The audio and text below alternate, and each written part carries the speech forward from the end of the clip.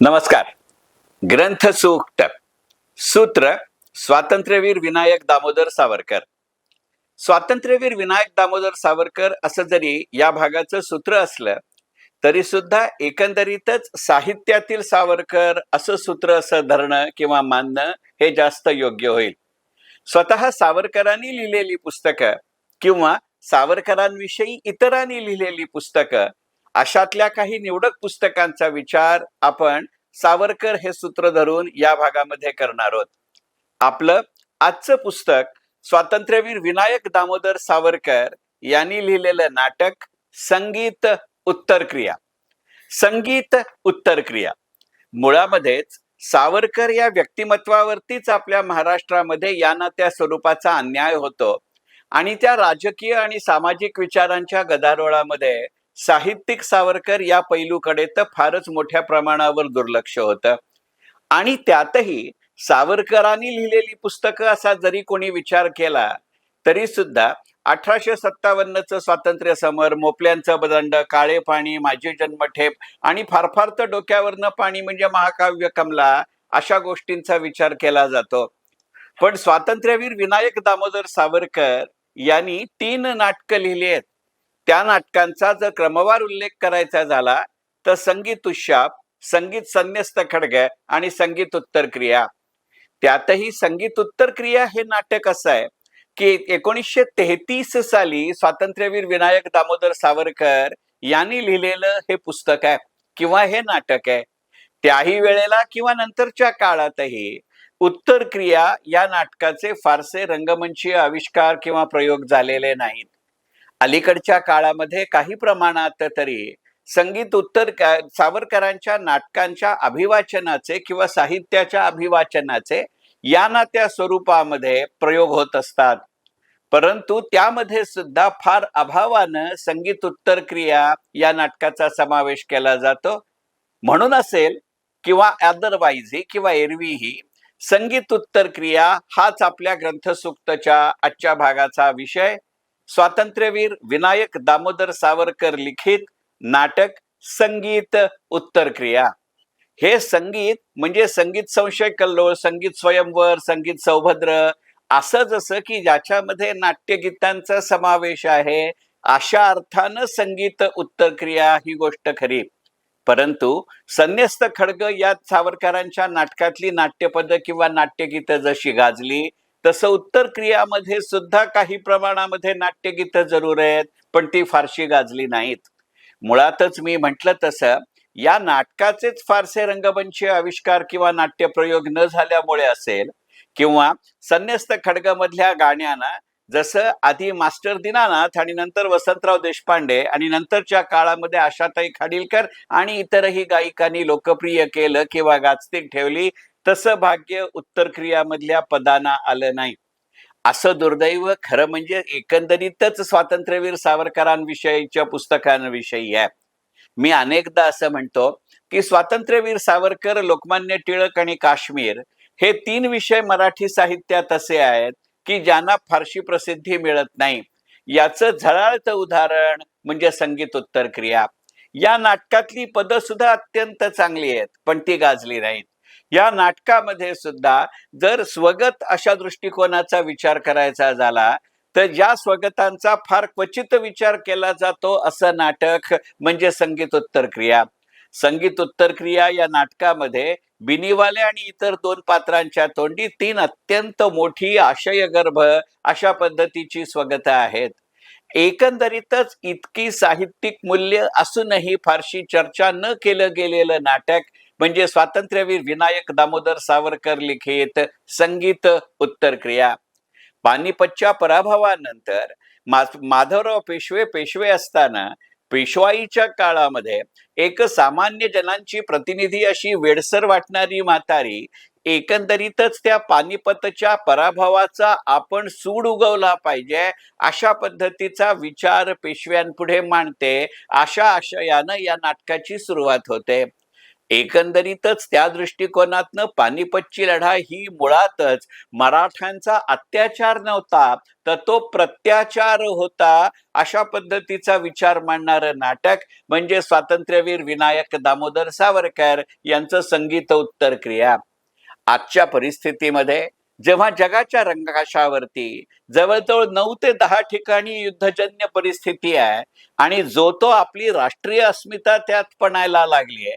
मग या अस्मितेचं स्वरूप कधी आर्थिक असेल, कधी सामाजिक असेल, कधी राजकीय असेल, कधी वैयक्तिक महत्वाकांक्षा असेल, असं कुठचंही असलं तरी सुद्धा अस्मिता हा शब्द प्रयोग गाजत असताना अलीकडच्या काळामध्ये किंवा आजच्या परिस्थितीमध्ये नव्यानं हे नाटक संदर्भपूर्ण ठरावं असं सावरकर लिखित नाटक म्हणजे संगीत उत्तर क्रिया.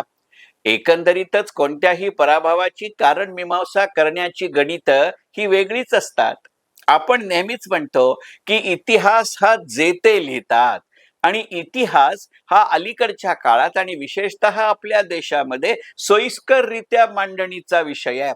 इतिहास हा ॲज इज व्हेअर इज पद्धतीनं मांडला जावा असं तत्वतः कितीही मान्य केलं तरी ज्या सातत्यानं ज्या प्रमाणावरती अकाउंट्स आणि फायनान्समध्ये एखाद्या कंपनीची बॅलन्स शीट मांडली जाते तसा इतिहास नसतो. खरं म्हणजे बॅलन्स शीट हा त्या कंपनीचा आर्थिक इतिहास असतो, तर युद्ध हे त्या कंपनीच्या बॅलन्स शीटचं कारण असतं. मग देशाचा समाजाचा विचार करत असताना युद्ध हे एका अर्थाने त्या त्या समाजाचं त्या त्या वेळचं इन्कम एक्सपेंडिचर अकाउंट असतं का असाही विचार करावा लागतो. मग असा जर विचार करायचा झाला तर त्याची वास्तवाला धरून मांडणी झाली पाहिजे. ना तो डावीकडे झुकला पाहिजे ना तो उजवीकडे झुकला पाहिजे.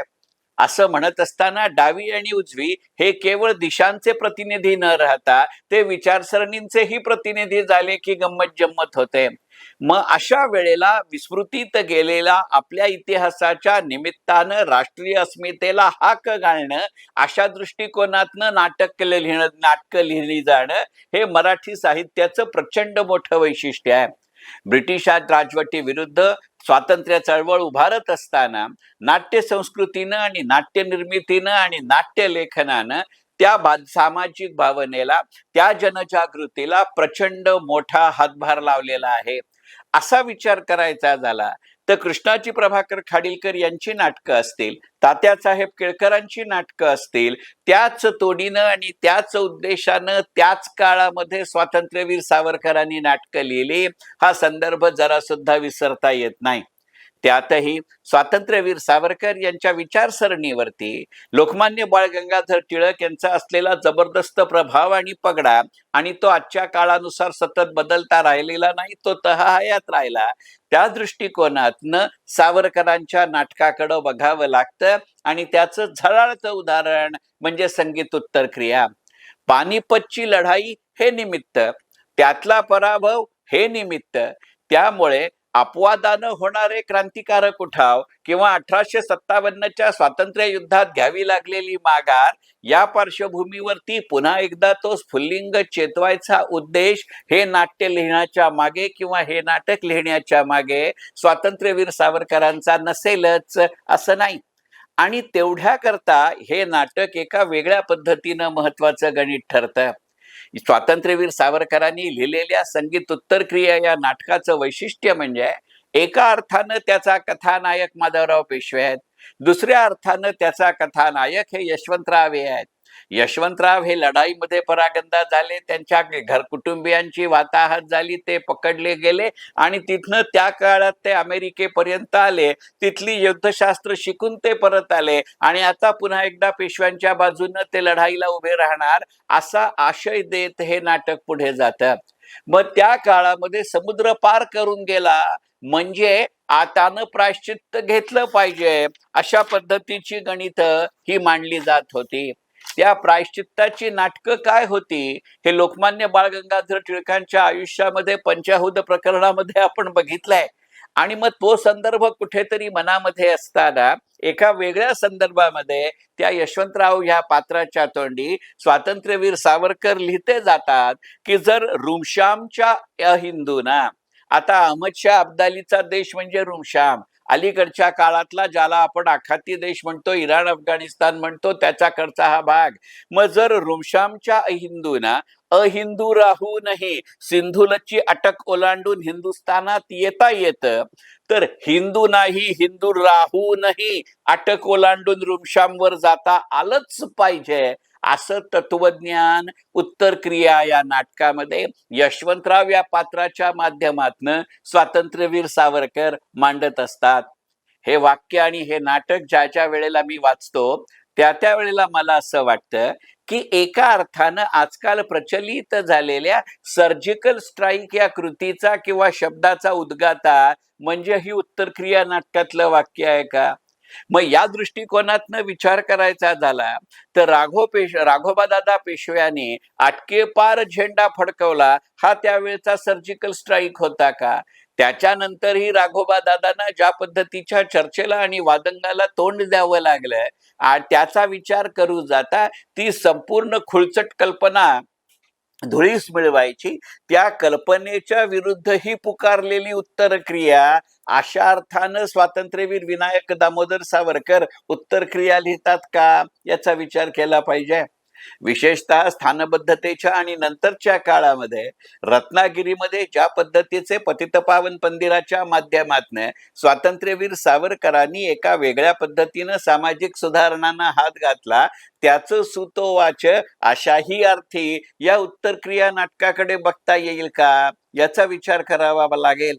अलीकडच्या एका ग्रंथसुक्तच्या भागात आपण म्हटलं तसं की लोकमान्य टिळक आणि स्वातंत्र्यवीर सावरकर या दोघांनीही सर्व हिंदूंसाठी एका मंदिराची निर्मिती केली होती, अशा एका राष्ट्र मंदिराची निर्मिती आणि म्हणून संगीत उत्तर क्रिया हे नाटक लिहिलं गेलं का, याचाही विचार करावा लागेल. ही गोष्ट एकडी.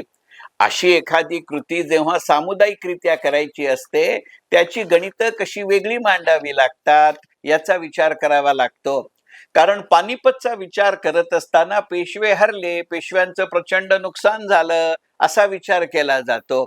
मुसलमान आणि इतर परदेशी इतिहासकार मांडणी करत असताना अशाच पद्धतीची मांडणी करतात आणि दुर्दैवानं आपल्या देशामधले इतिहासकार सुद्धा अशाच पद्धतीची मांडणी करतात.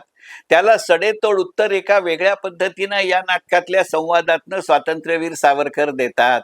ज्या वेळेला अहमद शाह अब्दालीचा प्रतिनिधी लढाई सुरू व्हायच्या आधी पेशव्यांच्या दरबारात हजर होतो आणि खरं सांगायचं म्हणजे एकीकडे म्हटलं तर सलूख, दुसरीकडे म्हटलं तर तुम्ही युद्ध करणं हा वेडेपणा ठरेल, अशा प्रकारची धमकी देण्यासाठी तो आलेला असतो. आणि त्या संवादामध्ये स्वातंत्र्यवीर सावरकर असा उल्लेख करतात की तो प्रतिनिधी अहमद शाह अब्दालीचा माधवराव पेशवे आणि त्यांच्या दरबारातल्या मराठी आणि मराठा सरदारांना सांगतो की पराभव झाला होता, तुमचं प्रचंड नुकसान झालं होतं, याचा विचार करा, ते जरा सुद्धा विसरू नका.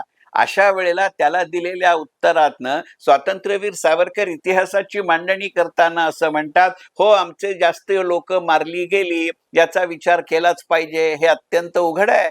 पण आमच्याकडची जी मंडळी त्या लढाईच्या निमित्तानं मारली गेली, शब्दप्रयोग लढाईच्या निमित्तानं असा आहे, लढाई तसा नाही, लढाईच्या निमित्तानं मारली गेली, त्याच्यामध्ये बाजारबुणग्यांची संख्या जास्त होती. प्रत्यक्षात समरांगणावरती लढलेल्या वीरांच्या हत्येचा किंवा मृत्यूचा जर विचार करायचा झाला तर मराठ्यांचे सरदार कमी मारले गेले आणि अहमद शाह अब्दालीचे जास्त मारले गेले, अशी इतिहासाची एक वेगळीच आणि अत्यंत वास्तवपूर्ण मांडणी स्वातंत्र्यवीर विनायक दामोदर सावरकर संगीत उत्तर क्रिया या नाटकाच्या निमित्तानं मांडतात, हे लक्षात घेतलं पाहिजे.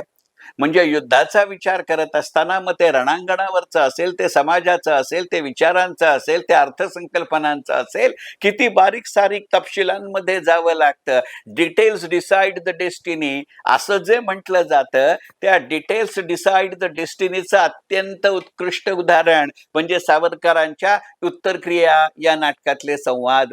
या सामूहिक क्रियेसाठी आवश्यक असलेली गणितं कशी असतात, याचं एक अत्यंत उत्कृष्ट उदाहरण या नाटकाच्या सुरुवातीलाच येतं. ती वृद्ध वेडसर वाटणारी महिला ज्या वेळेला माधवराव पेशव्यांना भेटते त्यावेळेला सैनिक तिला फारसं बोलू देत नाहीत, पण माधवराव म्हणतात तिला बोलू दे, मला अडवायचं असेल तेव्हा मी तुम्हाला सांगेन, मग अडवा. ते तिला असं म्हणतात की बाई तुमच्या घरातलं कुणी गेलं होतं का? त्यांच्या अंत्यसंस्कारासाठी, श्राद्धासाठी तुम्हाला दर्भ हवे होते का? अशा वेळेला पेशव्यांना उत्तर द्यायच्या निमित्तानं सर्वसामान्य जनतेचा प्रतिनिधी दाखवलेली ती वृद्ध महिला ती वेडसर होती की नाही गोष्ट ही खरी. मग एका वेगळ्या अर्थी वेडेचे इतिहास लिहितात आणि शहाणे फक्त मोजदाद करतात असाही एक संकेत सावरकर देऊ इच्छितात का? हा तर एक वेगळाच भाग होईल. त्या वृद्ध महिलेच्या तोंडी सावरकर लिहून जातात की एकेका व्यक्तीच्या उत्तरक्रियेस दर्भ पुरतात. पेशव्याने तिला विचारलंय, तुला उत्तरक्रियेसाठी, अंत्यसंस्कारासाठी, श्राद्धासाठी दर्भ हवेत का? आणि ती महिला त्या पेशव्यांना उत्तर देते की एकेका व्यक्तीच्या उत्तरक्रियेसाठी दर्भ पुरतात, पण एखाद्या पानिपतच्या उत्तरक्रियेस दळभार लागतात. आता दळभार या शब्दाला मराठीमध्ये दोन अर्थ आहेत, हे आपण लक्षात घेतलं पाहिजे. दर्भाच्या जुडीला आणि दुर्वांच्या जुडीला दळ असं म्हणतात आणि लष्कराची पायदळाची असते त्यालाही दळदळ लागतात. आता दळभार हा शब्द दुर्वा अशाही अर्थ आहे. दुर्वा ह्या आपण पूजेसाठी वापरतो, त्याचं पावित्र्य आहे. श्राद्धासाठी आपण दर्भ वापरतो, ते अपवित्र मानलं जातं आणि म्हणून श्राद्धात सारखं आपण सव्य अपसव्य करत असतो. तर एकाच वेळेला दुर्वा आणि दळ म्हणजे अशा पद्धतीनं श्राद्ध घालणं हे सुद्धा पुण्यकर्म आहे. हे उत्तरक्रियेच्या निमित्तानं स्वातंत्र्यवीर विनायक दामोदर सावरकर सांगतात का? याचा विचार करावा लागतो. मग अशा परिस्थितीमध्ये माधवराव पेशवे त्या स्त्रीला विचारतात की तुला नेमकी उत्तरक्रिया म्हणजे काय अभिप्रेत आहे? त्यावेळेला ती महिला सांगते, उत्तर दिशेस जिंकण्याची क्रिया ती उत्तर क्रिया. आणि राक्षसांच्या हातून उत्तर जिंकून घेताना जे जे पानिपत रणी झुंजले, जे जे रणी पडले, त्यांचं अपुरं राहिलेलं कार्य आणि ती क्रिया पुरी करणं म्हणजे पानिपतची उत्तर क्रिया करणं. हे वाक्य या ग्रंथसुक्तच्या भागाचं रेकॉर्डिंग करायचं म्हणून असेल, पण हे पुस्तक परत वाचत असताना जेव्हा वाचलं त्यावेळेला क्षणभर काश्मीरचा आत्ताचा प्रश्न आणि त्याच्यानंतरचं ऑपरेशन सिंदूर आणि ऑपरेशन महादेव मनामध्ये आलं. पाकिस्तानमध्ये अलीकडच्या काळामध्ये अज्ञात हल्लेखोरांनी केलेली पण आपल्याला अपेक्षित असलेली अनेक माणसं सर्जिकल स्ट्राईकच्या रूपानं मारली जात आहेत. मग तोही एका उत्तरक्रियेचा भाग असतो का, असं मनामध्ये येतं. म्युनिक ऑलिम्पिकमध्ये इस्रायली खेळाडूंची हत्या केली गेली. मोसादच्या साह्यानं इस्रायल सरकारनं तब्बल 18 वर्ष एक एक एक एक एक एक करून त्यातला हल्लेखोर मारला. त्याला ते सगळे हल्लेखोर मारले जायच्या प्रक्रियेला इस्रायल सरकारला आणि मोसाद सारख्यांना 18 वर्ष लागली.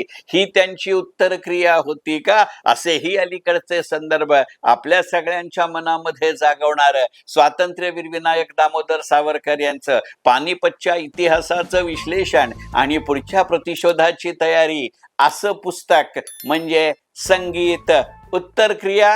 मनपूर्वक धन्यवाद. ग्रंथसुक्त.